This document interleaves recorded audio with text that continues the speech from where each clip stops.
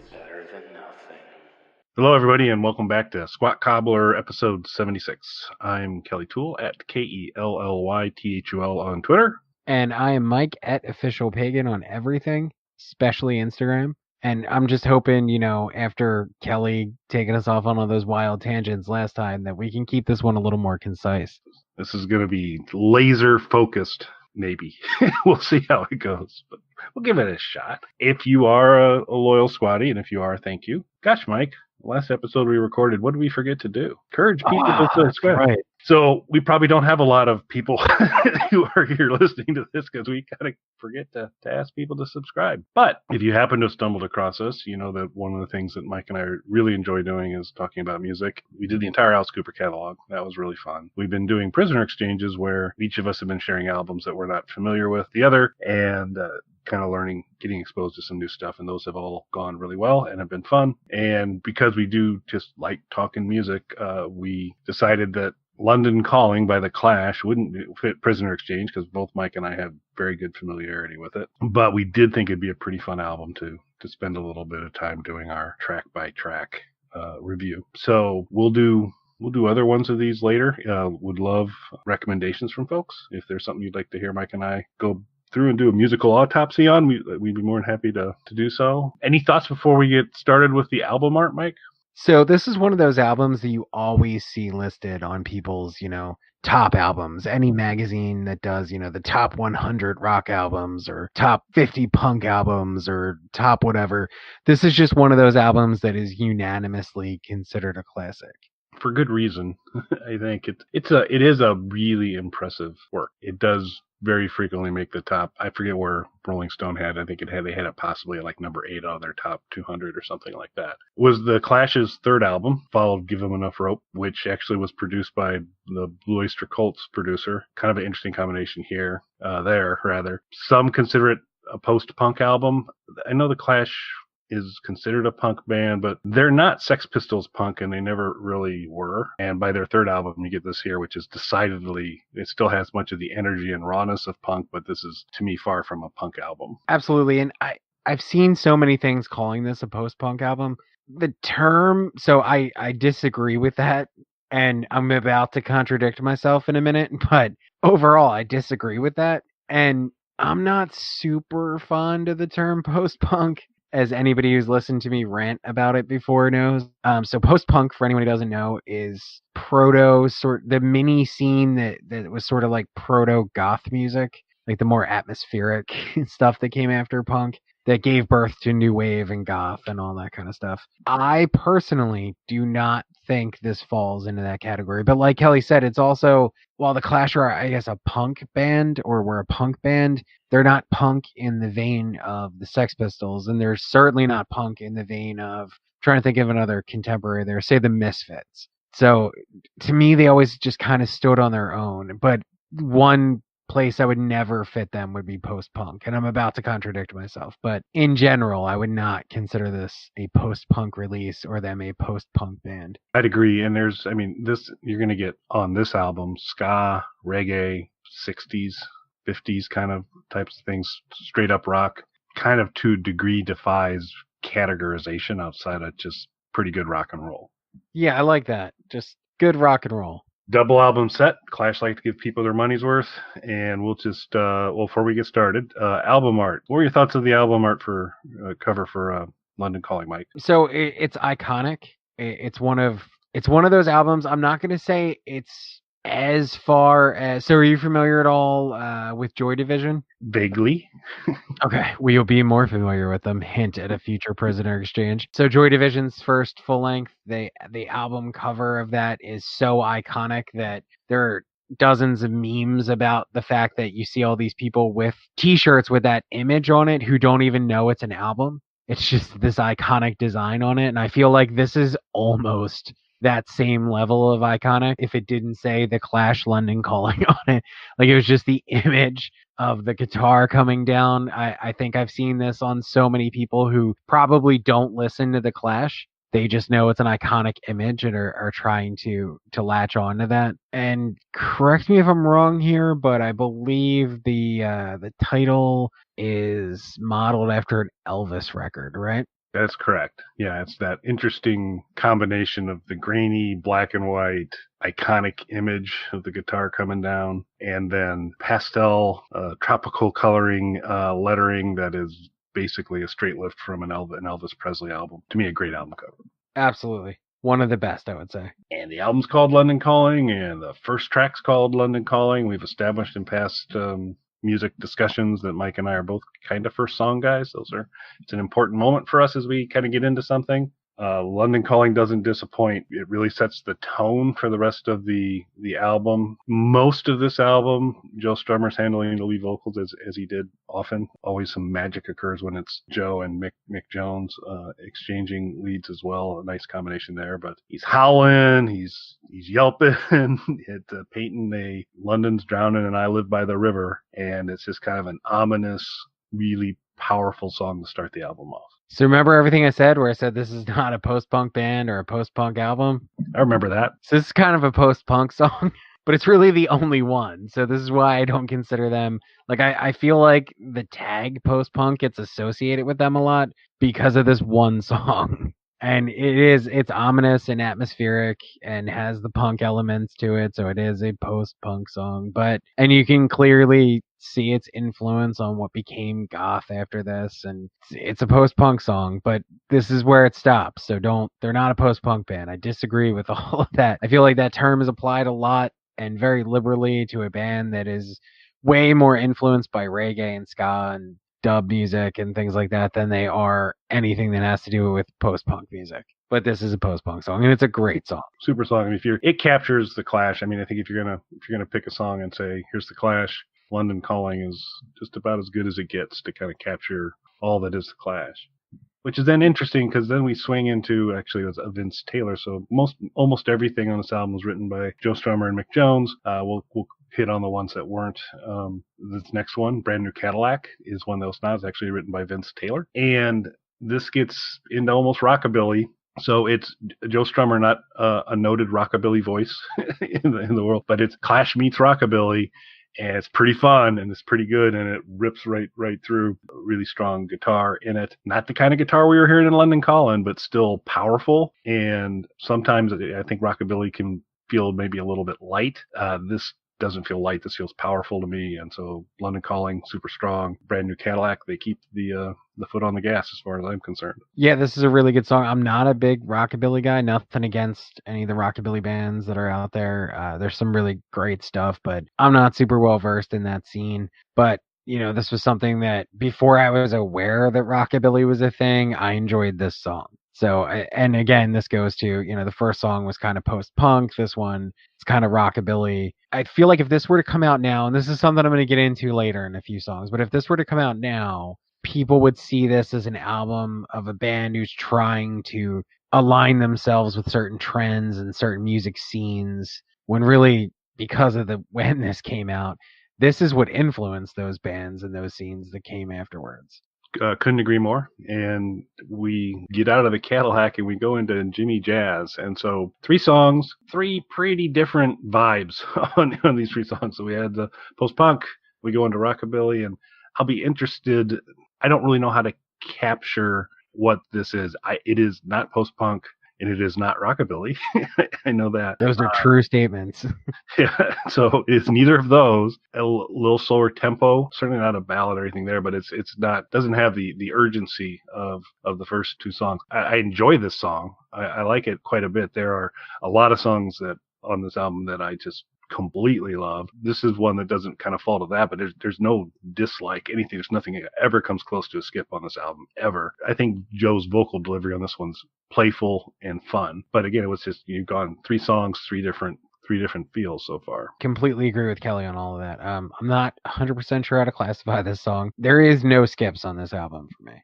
This isn't my favorite song, but it's nowhere near a skip for me. And my favorite part of this song is the vocal delivery, that even more exaggerated slur to the delivery of the vocal. Yeah, so as you're going through this album, you're hearing really good stuff. It's all fun, but it's just, and it's not disorienting, but it's kind of one of the special things about this album is that kind of every moment you're getting something that's a little bit different. So now we move into Hateful, which is the next song, which is, I would say, the peppiest rendition of a song called Hateful I've ever heard.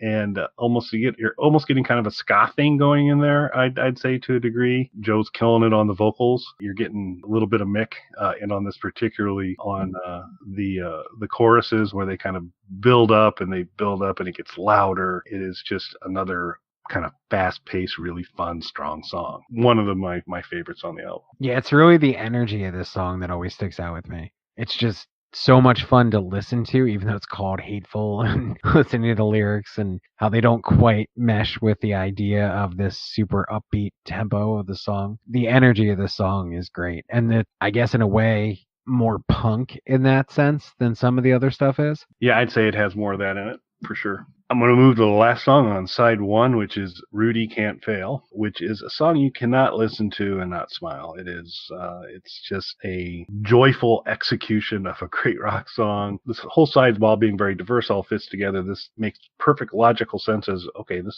I can get this being the next song. It is another pretty profound shift in tone. You're getting a lot of these big choruses, call and answer kind of stuff that's really, really cool. But if you've never heard Rudy Can't Fail by The Clash, you're missing something. So Kelly. Mike. Have you ever seen the movie Halloween, the original John Carpenter movie? Yes, I have. Okay. Remember the no tangents thing? It's all right.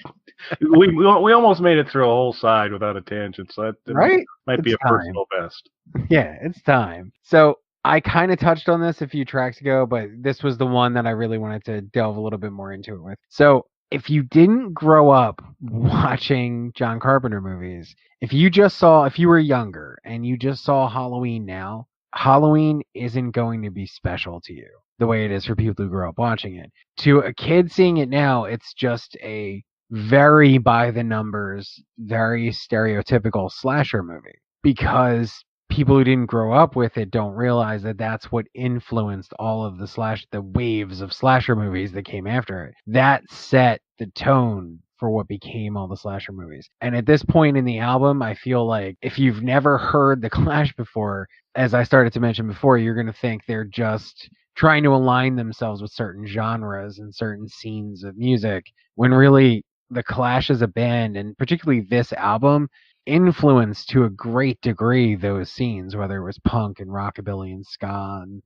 a lot of the stuff that came out of that and all the little offshoots of that. And I think that this song in particular, like, this is a song that I can imagine coming from a dozen other bands that came after The Clash. Yeah, I could see that, because I mean, there's that energy. It really kind of pops, and you could see any kind of number of bands that are saying, "Hey, we really want to come out, be high energy, really kind of drive some things through, have some kind of soaring vocals pick into it, and have a little bit of the, I'm hitting into like a reggae influence a little bit as well." You could see it. While I think a lot of bands could execute something that sounds like it, I just think it's really hard to replicate the kind of Joe Strummer, Mick Jones.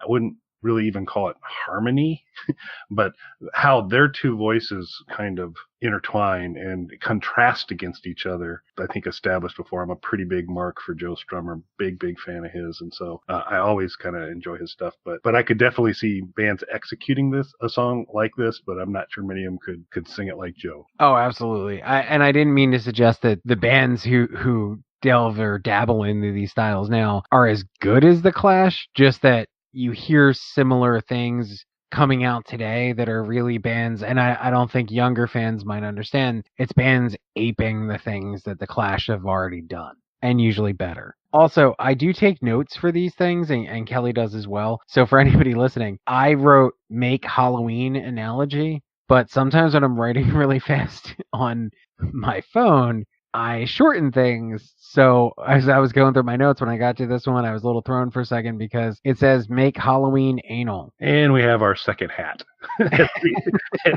We established in our last show that Mike and I will be marketing at some point, Make America Bacon Again. I think this will be there'll be in our store a special Mike's Corner or something. And Halloween anal will be probably available in the Belinsky collection portion of the Squat Cobbler shop. Kelly Tool approved. No, the Mike Belinsky Corner. All right, side 2, Spanish Bombs. So this is probably to me the first song that's not truly unique and special. I'm not saying it's a bad song, but this one, to Mike's comment a little bit about Rudy Can't Fail, this is definitely feels like one you could have heard from a lot of different folks. It's a good song, but it didn't. Everything else has been kind of fresh and unique and quintessentially Clash. This one is almost a little more standard in terms of still a good song. I like it. It's just, it's coming after a first side of some pretty great stuff. And so your expectations are, well, every one of these is going to roll in and kind of wow me. And basically we get a little deeper in the album and that's what's going to happen again. But I thought Spanish Bombs is a good song. Probably one of their more of a lot. I mean, there is a political undercurrent to this and a point of view that Joe Strummer frequently would get to with his lyrics, but about everything. But this one is kind of tacking to that a lot harder even than the rest. Still a good song. I like it, but I liked the uniqueness of the other stuff a little bit better so far. Yeah, I agree with you on that one. And it's not that I don't like this song. I do like it. I think it's just, it suffers from the fact that first side was just so strong. Yeah, it gets a little bit unfair because you're like, how many times are you going to, just kind of hit a 10 out of 10 on stuff which is basically happening every single song, and this Right. was solid, absolutely nothing wrong with it, but it didn't have for me that special moment that made it unique. Still obviously a very good song. Actually, this section of the album, the next three songs in different capacities, these are, love the whole album, love all the songs, but in rank order, probably this little next section is the places that I'm looking forward to coming out of this third song where we get back into some pretty fun stuff again. But not these aren't bad. Right Profile is the next song. The one criticism I have for Right Profile is I have listened to this album a lot, and I can just instantly look at any one of these songs and basically remember every moment in the song. Right Profile was the one where I said, let me go back and play that again for a second. And the second it started to play, I was like, okay. There, I got it. I'm back there. But it just didn't stick with me the way a Rudy Can't Fail or Brand New Cadillac or London Calling did. Again, we're going into kind of a kind of slurry delivery from Joe. Montgomery Clift call outs in it. It's kind of a cool, fun song, but again, it just doesn't have some of the aspects of it that elevate a lot of the other songs for me. But again, back to a uniqueness. This one definitely starts to come back into it. And here's something you haven't heard so far on this album. So I completely agree with everything that you said about it. And interestingly, we're very much on the same page because going back through it, even the songs that I'm not as familiar with, like obviously London Calling and Brand New Cadillac and some of the other tracks are just staples. And I think most people are at least vaguely familiar with some of the bigger songs, especially the title track, London Calling. The Right Profile was one that, listening to it, I know the song, but it's probably the one I'm least familiar with on the album. Yeah, it's cool that we're tracking that way. And then we go into Lost in the Supermarket. So this is the first one where Mick Jones is the featured vocalist. Typically, when Clash songs were written, Mick took care of the heavy lifting on the music part of it and the arrangement, and Joe was doing the lyrics. Joe did the lyrics for this one, and it was a little bit of, I think as Mick grew up, I think he lived in a basement apartment with his mom and grandmother, and Joe was trying to capture a little bit of Lost in the Supermarket, what that might have been like in a Joe Strummer kind of way. It's a good song. I'm always going to kind of favor a Joe Strummer sung song over Mick Jones. No criticism of Mick, but I'm just, as I mentioned, a big Joe Strummer fan. Again, a different sound, a different kind of feel to it, a little melancholy overall, but some great moments in this song. Get to hear Mick take front stage. Yeah, I do like the sort of melancholic vibe to it, but I'm with Kelly again, 100% on this. When I think of the Clash, I think Joe Strummer and his voice, which we get a lot of in Clampdown. So there's a couple songs that kind of come up here that are just freight trains. Clampdown is one of them that is definitely back to a really, really powerful song. One of the strongest songs on the album, in my opinion. Also one of the ones where it's obviously got very kind of a political point of view that it's driving on as well, but it is a sledgehammer song. It just hammers down. Another great, if you're saying what's the Clash all about, Clampdown's another good song to listen to. Yeah, absolutely. If so, in vinyl, which is the way you should consume all albums, this was initially released as a double album. If you had to sort of distill this album down, if somebody were to come to me, because there is 19 tracks on this. So if somebody were to come to me and like, hey, I want to learn what's the cliff notes for London Calling. First off, you should listen to the whole thing. You shouldn't need cliff notes to this. But if I were to kind of narrow down the track list, this is one of those songs that I feel like sums up the feel of the Clash and the feel of the album.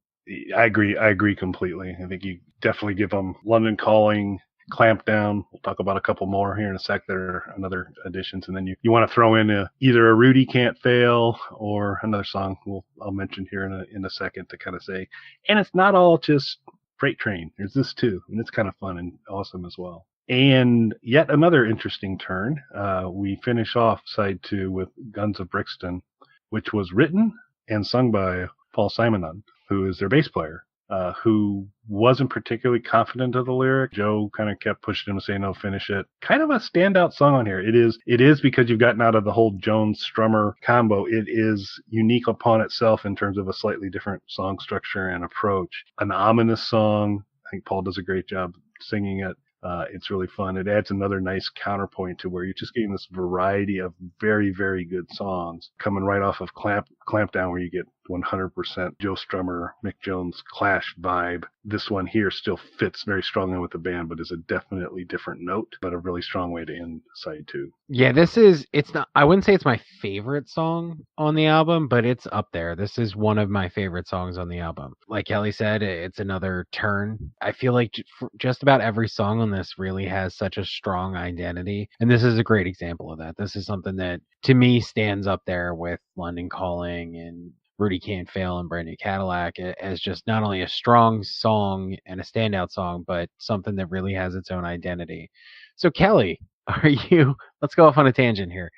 Are you familiar with the band Cypress Hill? By familiar, yes, I would say I have not studied in Cypress Hill, but I'm familiar with them. Okay, so I'm a Cypress Hill fan, and Cypress Hill has a bizarre, I'm not even going to say good, bizarre cover of this song. And I say bizarre because, and again, I'm a huge Clash fan. I'm a big Cypress Hill fan. And if anybody, I wouldn't say they're necessarily line up in an obvious way, Cypress Hill and the Clash, but there's a little more crossover than you'd expect. Like Cypress Hill is known for their diverse sounds on their albums, mixing together songs that are reggae influenced with songs that are more rock and metal influenced to things that are influenced by old school hip hop music. They're also known for incorporating a lot of unconventional instrumentation and song arrangements and things like that. So it wasn't really a surprise to a lot of people, I think, that they were influenced by the Clash. And that being a given, it wasn't necessarily a surprise that they would cover a Clash song. What was weird about it is they went a very different direction with the song and essentially covered the music pretty much note for note. It's a pretty faithful rendition on the music part of the song, but decided to rework the lyrics into a very uncharacteristically upbeat song, which not only doesn't really fit with the original, but doesn't fit Cypress Hill, because one of the consistent things about them, even though their sound is wildly diverse from album to album and sometimes even song to song, they tend towards dark, ominous sounds and subject matter. So to take a song that is by a band that clearly influenced them and something that seems in their wheelhouse stylistically and tonally, they decided to go in a totally very strange direction with it that, and again, wouldn't necessarily be strange from someone else, but just doesn't make a lot of sense. But it's an interesting, I guess, thing to mention when you're discussing this song, that cover does exist, regardless of, I'm not sure if it's a good cover or not, but it exists. Yeah, that's confusing on multiple levels, because if I were to be picking a song to cover that I said I want to brighten up a little bit, Guns of Brixton would be on the bottom of my list. It's just it's odd. It's a really, really strange. And again, it's Cypress Hill's a diverse band. They're visibly influenced by the Clash. There's a lot of rock and reggae elements to their sound. It's not surprising they would cover a song. It's not even surprising they would necessarily choose this song to cover, because it's something that on the surface seems very much in their wheelhouse. But it's strange because they were like, all right, let's throw away the lyrics and write a song that's about picking up a woman at a bar. And it's kind of an upbeat, fun song, which is uncharacteristic of them as a band. So I never really got it necessarily, but I will send you a link so you can include it in the blog post for anybody who's interested. Yeah, I'm very intrigued to hear that. It makes no sense to me, so I'm gonna. It's odd and it's strange because I know a lot of people who really, really like that song. The song was sort of a minor hit for them. It's not one of their most popular songs, but it was played on the radio and it became sort of a minor hit for them. But I think it was more, I want to say, from my own experience with it, it's a song that played well for people who were not Clash or Cypress Hill fans. So people who didn't necessarily realize this was a cover and a cover that diverged greatly from the original and a song that's not even really reflective of Cypress Hill. Yep, I'm looking forward to hearing that, and definitely will include it in the blog post. So we move on to side 3. Wrong Boyo is the first song on there. It's actually written by Clive Alfonso. Also, this is an interesting song because before we get into Wrong Boyo, Joe whips out several of the lyrics to Stagger Lee, also written by Clive Alfonso. And so he does, the band's kind of tuning up, getting ready to go. Joe's singing these lyrics and for Stagger Lee, and he kind of stops, and Mick goes, start all over again. And so it's this kind of initial, I don't want to call it Sinatra-y delivery, but it's it's kind of a fairly faithful Stagger Lee kind of delivery initially. And then it goes into this kind of bright horn, reggae, poppy little number called Wrong Boyo that has not lightweight lyrics to it. It's pretty, it's a good listen in terms of the lyrical content as well. But just another one of these really kind of joyful songs, hard to sit still when you hear Wrong Boyo. And it was just kind of that neat little Stagger Lee leading into Wrong Boyo is also very, very cool. So another very strong point of this album. Yeah, it's definitely something that sticks out to me. I'd forgotten about the Stagger Lee part of the song, but was pleasantly surprised listening back to it again. And then, of course, remembered that it was a part of it. So many bands have covered Stagger Lee over the years, and I think to really sort of mixed results. But I just think this mix of the two works out really well. I don't know if it was directly referencing this the way that they did it, but the Sex Pistols had a song where they do something similar, where there's like part of a cover of one song and then it goes into something else. But theirs is intentionally like really bad and sloppy, and it has a similar sort of delivery to it. So I don't know if they were referencing this or if it was just coincidental. Yeah, it's a kind of unique and special moment on an album of lots of special moments. And speaking of special moments, we're back to the freight train. Death or Glory. So this is 2000% Clash. Roars through, clearly, if you go back to that list of what's the cliff notes for this one, Death or Glory is definitely on that list because it really captures all that is awesome about the Clash. Some interesting lyrical moments in Death or Glory that I'm not going to go into a great deal of detail, but it's a good song and takes no prisoners and one of the strongest tracks on this whole album. Yeah, I agree. It's one of the strongest tracks and definitely one of those cliff notes tracks. There's not really a whole lot more that I could add to it than that. Then we get to Coca-Cola with K's. I'm assuming for copyright reasons. I don't have a ton. I mean, it's coming off the heels of Death or Glory, which has got so much energy and so much punch that I think that hurts this song a little bit. This is a good song. There's nothing wrong with it, but you've just kind of had them at their absolute finest. And this it's just a more of a kind of lingering song. It just kind of, it doesn't have the punch to it, and it doesn't bring in the kind of crazy uniqueness of a Wrong Boyo or like Guns of Brixton or all that. So it's a good song, but it's just like you're coming off of Death or Glory, and boy, who's ever after Death or Glory has got a tough job, and Coca-Cola does okay. I don't have really much more to say on that one. Yeah, I think a lot like Spanish Bombs. This I don't want to say suffers, but it has the unenviable task of coming after a string of just classic, super memorable songs. Yeah, without having that truly unique moment in it that says, yeah, I can play with these boys. Because I mean, again, there's nothing wrong with this song, but it's just there's so many of these other things that just light it up. So we finished side 3 with the Card Cheat, and this one, well, most I've kind of been calling out when it hasn't been written by Joe and Mick, but this one is actually the only track on London Calling that all the members of the Clash are credited on given writing credits for it.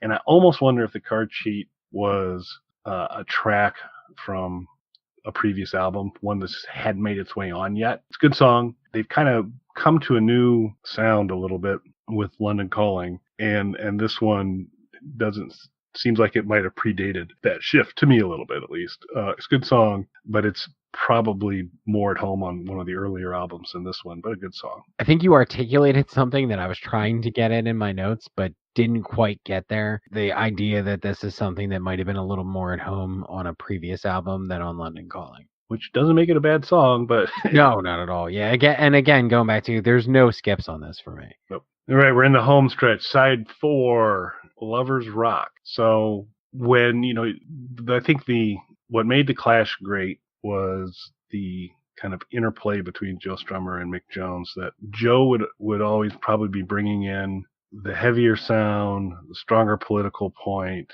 some of the eclectic stuff, particularly into kind of the reggae and some of that. And I think Mick in it is hard as like, hey, I'm a rocker. I want to write rock songs, and I want to kind of have an urban feel to it, and do these other things, into kind of just music for music's sake, or something. I think Joe's sometimes music for making a point. And I'm probably exaggerating each of their points of view a little bit, but I think this is what they each kind of brought to the table. And so for most of London Calling to this point, it's always a good push and pull between the two, but it was always kind of like, and Joe had the slightly higher amount of influence over this song and that one.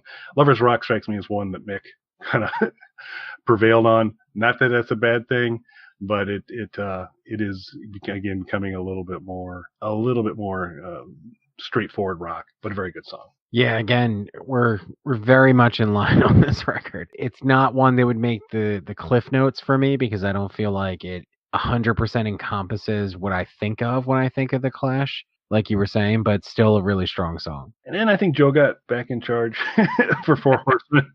Yes. Cliff Note song for sure. It's the death or glory of side 4.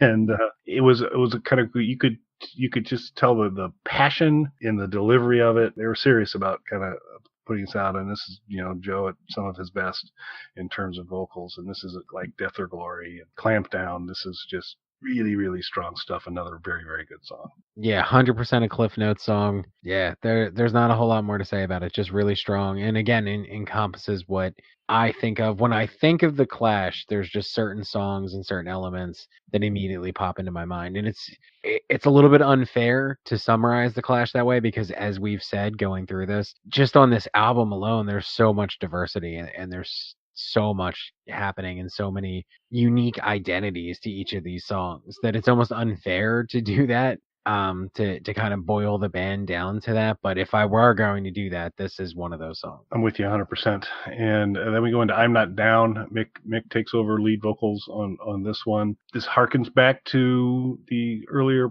punk roots of these. The one that probably gets a little bit closer to a flavor of that. It's still a pretty bright song, so it's not kind of your Sex Pistols punk or your Misfits punk, but it's got a little bit more of that kind of energy, and it definitely kind of clips along really, really well.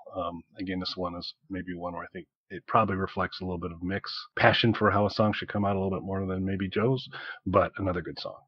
Yeah, I agree. Really good song. Like I said before, though, not to kind of repeat myself and repeat what Kelly said, when I think of the Clash, that Joe Strummer sound is what pops into my head first. Not to detract from this. And then the last track on the album, or is it, is Revolution Rock.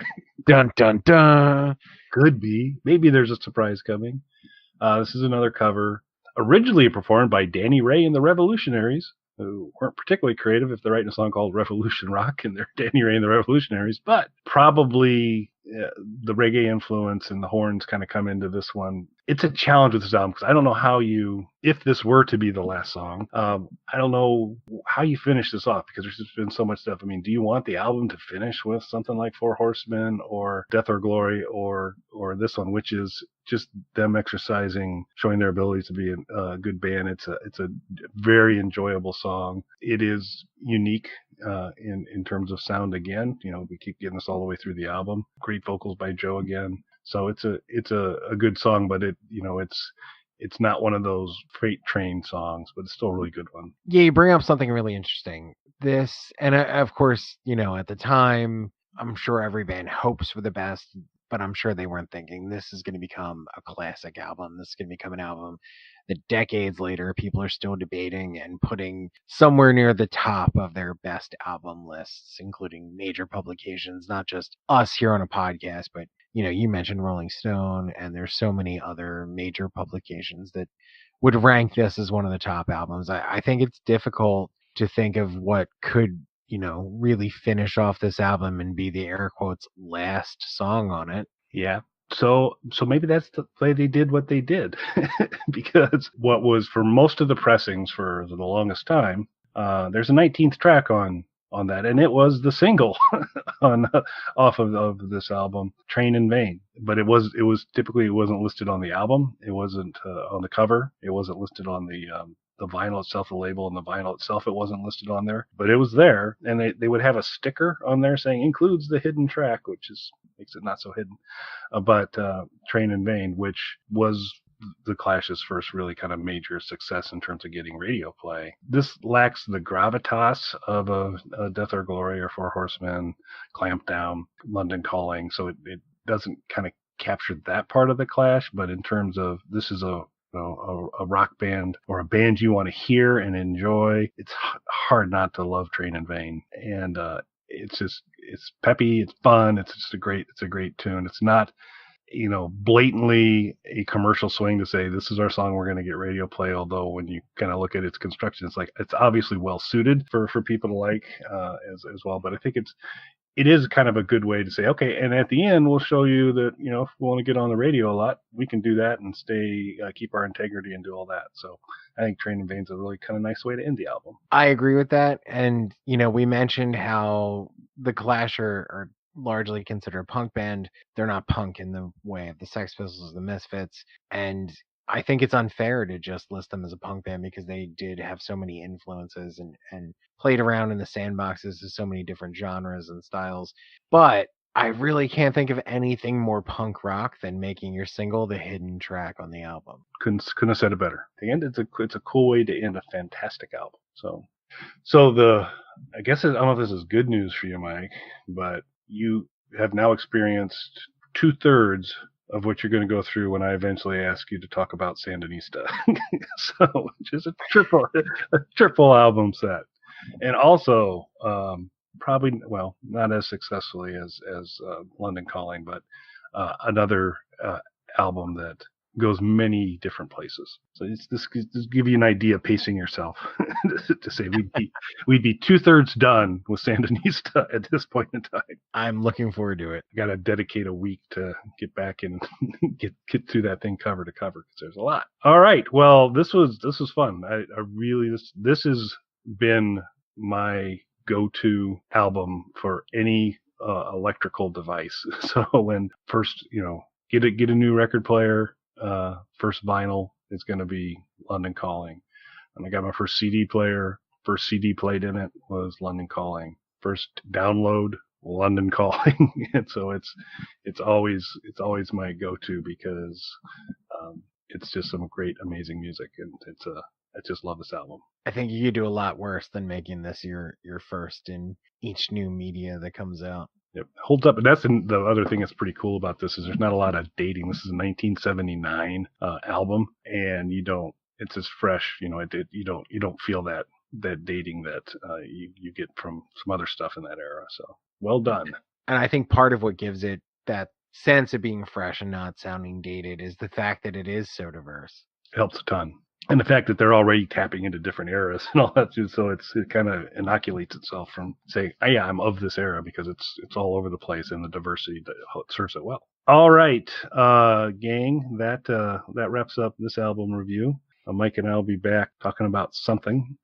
I would say the tangent count. I'll go back and check there. I think it was only like a 2. I think it was only like a 2 tangent count for this one. So that's for a double album set. That's pretty impressive. Right? See, we did get most of it out of our systems. And I say we an hour. Yeah, I heard you. So, well, on that note, I would like to encourage you, if you have the opportunity, to go to our blog and subscribe to it so that you can hear or see when there are new updates to it, and you can listen to our podcast that way, or go to iTunes and subscribe. Or if you go onto YouTube, and search on Squat Cobbler or Kelly Tool. You will find our YouTube channel that has all the Squat Cobblers and nurtures and supports on it. And subscribing on YouTube is another fine way to stay connected to when we're putting out new stuff. So if you get a chance, we'd really appreciate it. Thank you, everybody. All